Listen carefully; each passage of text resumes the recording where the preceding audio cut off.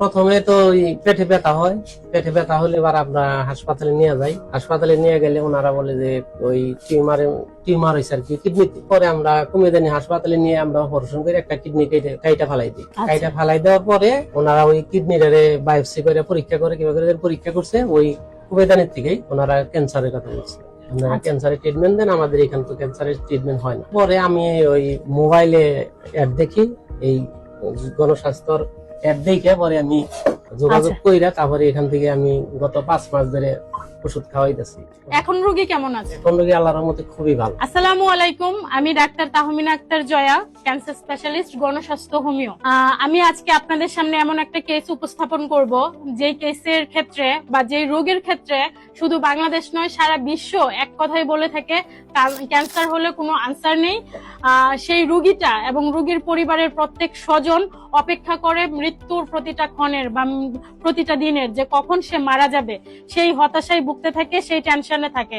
তো সেই জায়গা থেকে 56 বছর বয়সী একজন পেশেন্ট, যিনি ক্যান্সারকে জয় করে এখন সুস্থ স্বাভাবিক জীবনযাপন করছেন, তার কেসটাই আজকে আপনাদের সামনে উপস্থাপন করব। পেশেন্টের নাম হচ্ছে জায়েদা। আমি জায়েদার বিষয়ে জানতে চাইবো, আপনার নামটা?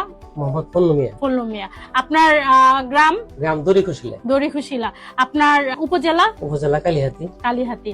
আর জেলা? টাঙ্গাইল। টাঙ্গাইল। রোগীর নাম? রোগীর নাম জায়েদা। রোগীর পিতার নাম? মুজিবুর রহমান। মাতার নাম? খুদেজা বেগম। স্বামীর নাম? খুরশু মিয়া। রোগী আপনার কে হয়? আমার বড় বোন। আপন বড় বোন। আচ্ছা, এই ঠিকানা গেলেই তো আপনাকে পাওয়া যাবে। এখন রোগী কি অবস্থানে আগে ছিল আমাদের এখানে ট্রিটমেন্ট করার আগে? প্রথম কি সমস্যা ছিল, এখন পর্যন্ত কি অবস্থানে আছে একটু বলেন। প্রথমে তো ওই পেটে ব্যথা হয়, পেটে ব্যথা হলে এবার আমরা হাসপাতালে নিয়ে যাই। হাসপাতালে নিয়ে গেলে ওনারা বলে যে ওই টিউমার হয়েছে আর কি কিডনিতে। আচ্ছা, কিডনিতে টিউমার হয়েছে। পরে আমরা কুমিল্লানি হাসপাতালে নিয়ে আমরা অপারেশন করে একটা কিডনি কাইটা ফালাই দিই। কাইটা ফালাই দেওয়ার পরে ওনারা ওই কিডনিটারে বায়োপসি করে পরীক্ষা করে কিভাবে পরীক্ষা করছে, ওই কুমিল্লানির থেকেই ওনারা ক্যান্সারের কথা বলছে। আপনারা ক্যান্সারের ট্রিটমেন্ট দেন, আমাদের এখানে তো ক্যান্সারের ট্রিটমেন্ট হয় না। পরে যাই হোক আমরা ঢাকাতে নিয়ে আসি। নিয়ে আসলে আমরা ক্যান্সার হাসপাতালে নিয়ে যাই। ওখান থেকে মেডিসিন লেখে, মেডিসিন খাওয়াইলে রোগী আরো বেশি অসুস্থ হয়ে পড়ে। অসুস্থ হওয়ার পরে আমি ওই মোবাইলে অ্যাড দেখি, এই গণস্বাস্থ্যর অ্যাড দেখে পরে আমি রাসেল ভাইয়ের সাথে যোগাযোগ করি। এখানকার যোগাযোগ কইরা তারপরে এখান থেকে আমি গত 5 মাস ধরে ওষুধ খাওয়াইতেছি। এখন রোগী কেমন আছে? এখন রোগী আল্লাহর রহমতে খুবই ভালো। খুবই ভালো। একবার অসুস্থ হওয়ার আগে যেমন ছিল এখন ঠিক তেমনটাই, পুরোপুরি সুস্থ। আপনাদের দেখে কি উনাকে অসুস্থ মনে হয়? একদমই না, উনি পরিপূর্ণ সুস্থ আলহামদুলিল্লাহ। এবং উনার রিপোর্ট গুলো যে আসছে সম্পূর্ণ নরমাল। এটা হচ্ছে তিনি অসুস্থ হওয়ার আগে তার কার্সিনোমা ছিল, এই যে রিপোর্ট গুলো।